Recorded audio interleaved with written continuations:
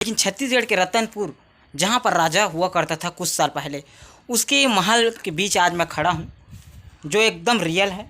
जो अभी के डेट में आप लोगों को ये ऐसा दिखाई देता है, पहले ज़माने में ये बहुत ही खूबसूरत और यहाँ पर पहरादारी रानी महारानी से भरा रहता था। लेकिन अभी तक कि मुझे ये समझ में नहीं आया कि इसका दरवाज़ा देखो, बहुत ही छोटा आकार में और बहुत ही खूबसूरत ढंग से बनाया है। चलो अंदर जाकर देखते हैं, आप लोगों को दिखाता हूँ। ये आप लोगों को दिखाना चाहता हूँ कि